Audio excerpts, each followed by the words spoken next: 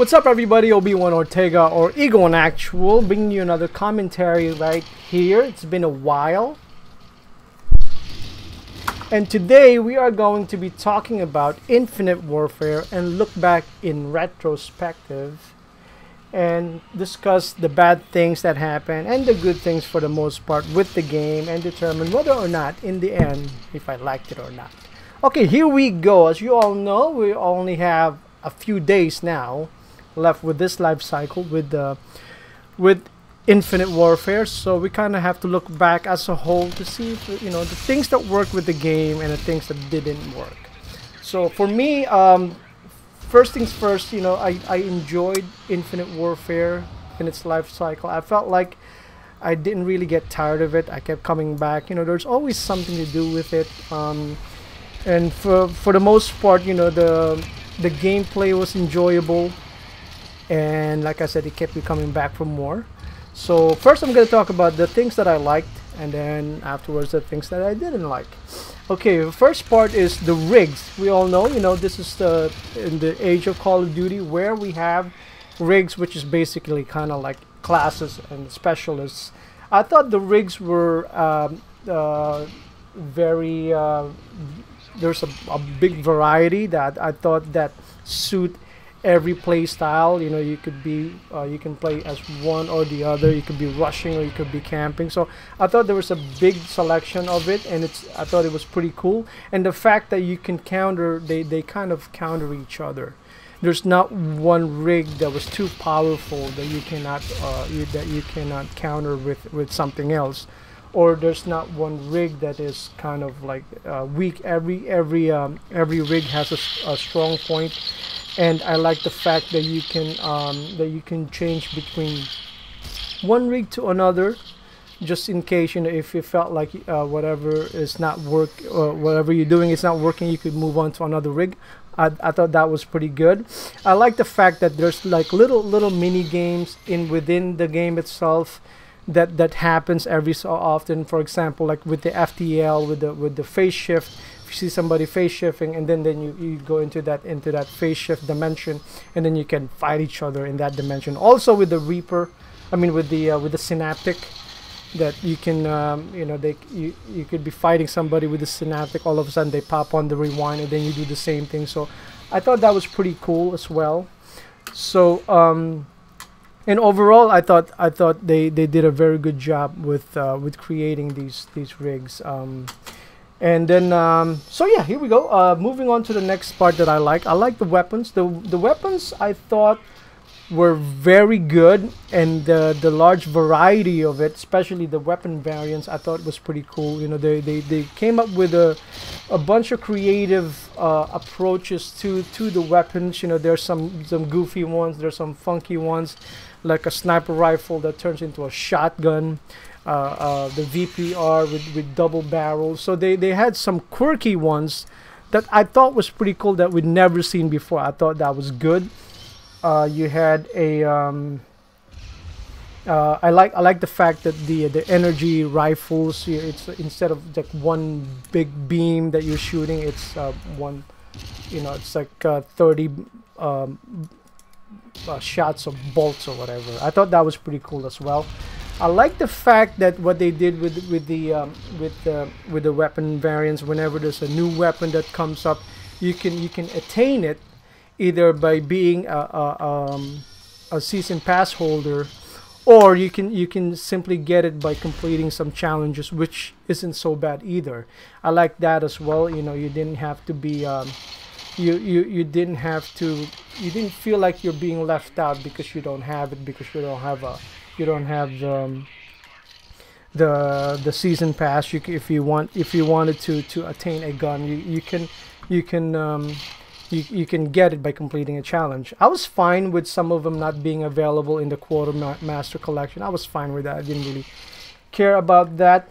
I also like the fact that they added the third way of attaining these weapons, which is the salvage.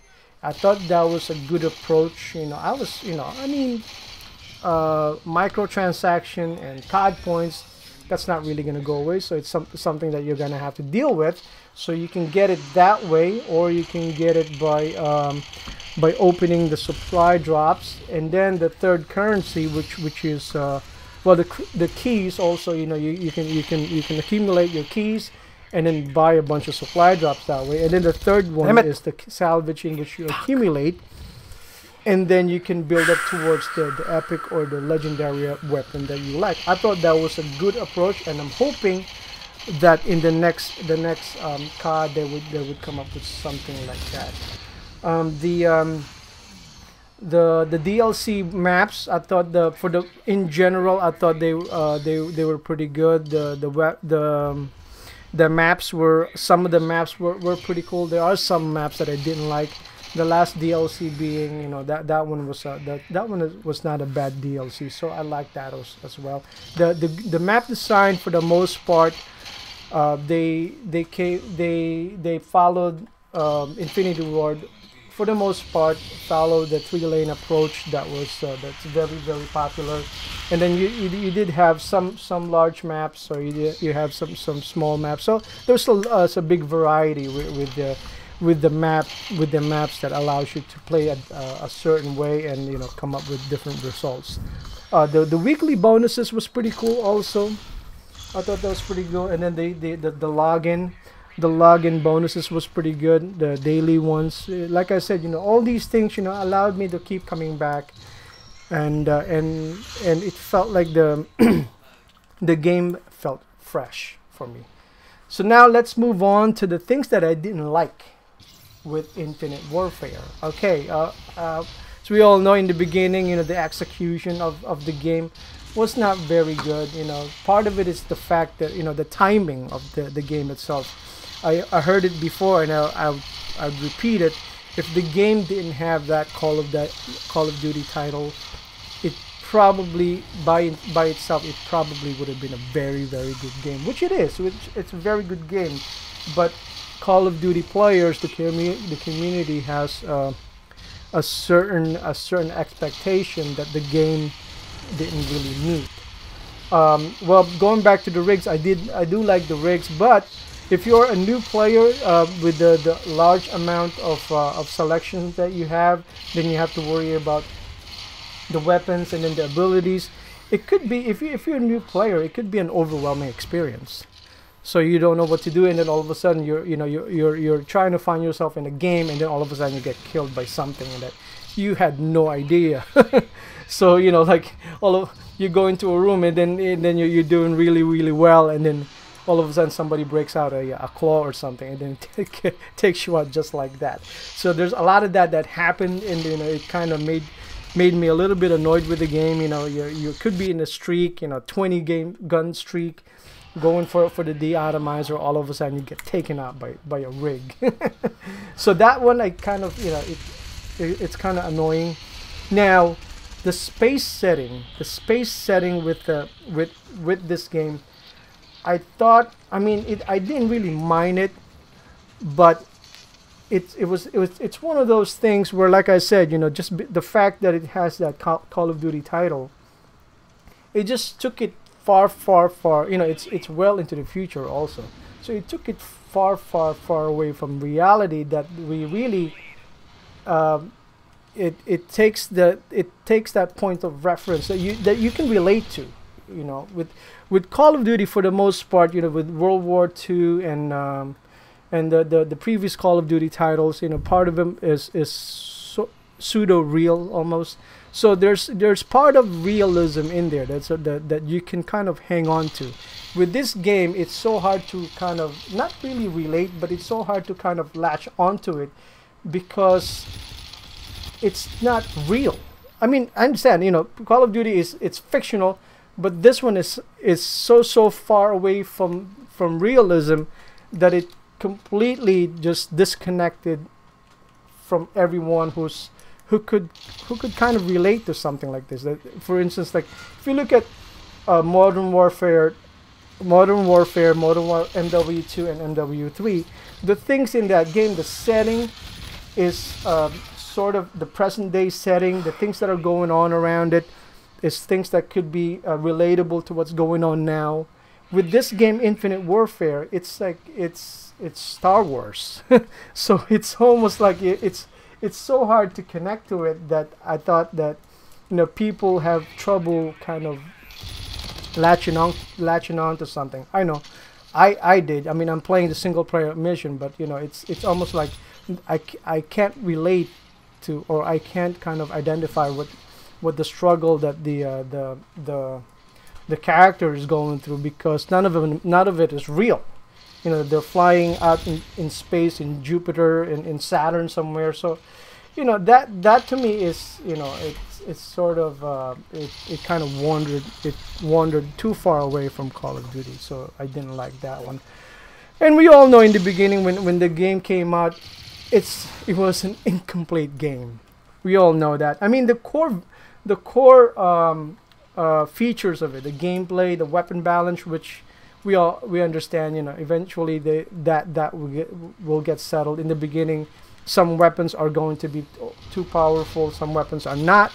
So I understand that, but the basic things that you come to expect from Call of Duty games, such as leaderboards and emblems and things of that nature, should have been there in the beginning, which it didn't. So it left a really bad taste in everybody's mouth, considering the fact that it's a game that took 3 years to develop, and then when it was released, it's basically incomplete.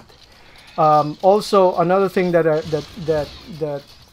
kind of annoys me every time I played the game is every time there's some kind of update, there's some kind of glitch or issue that happens. You know, it just illustrates how complicated these games are, and how, you know, you get this impression that, you know, whoever's making these games, you know, they don't really have a good handle on what's going on, you know. But it's, you know, we all know that's not the case, but, you know, that is the impression that's happening every time you have an update or something like that. There's some kind of crazy glitch that takes you away from takes the fun away from the game. And last but not the least, I wrote down here Activision. It seems like every time they can't get anything right. You know, it seems like, you know, we as players, you know, we like this game so much, and then all of a sudden you see this big developer or big publisher that is just, you could see that all they want to do is just try to get money off of you. And for the most part, the whole year, it seems like it's like that, with releasing a bunch of DLs, maps, and I mean, not maps, camos, and, you know, crap that just, you know, that just makes takes away the possibility, or decreases the possibility of you getting the weapon that you like. So they put all these fillers in, such as accessories or skins or maps, that, you know, it just shows you that, you know, they want you to keep doing this, buying or pushing the supply drop. Now, I'm kind of rambling on, but I think you all know what I'm talking about. But yeah, Activision, despite the fact that the games are good, you know, it kind of pushes everybody away because of all these things that are happening. Their business practices, I'm convinced, is ultimately what will bring down this franchise.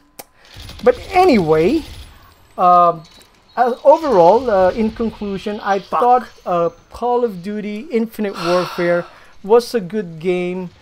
Like I said, it kept me coming back to it, and it kept me kind of wishing for more. It kept me hungry, and kept me coming back for all these challenges. So I thought, for me, it was a very good game, but the execution and some of the issues with it's in the back of your mind, and it brings it down, you know, and whenever there's something bad that happens, and it kind of like, oh well, there you go.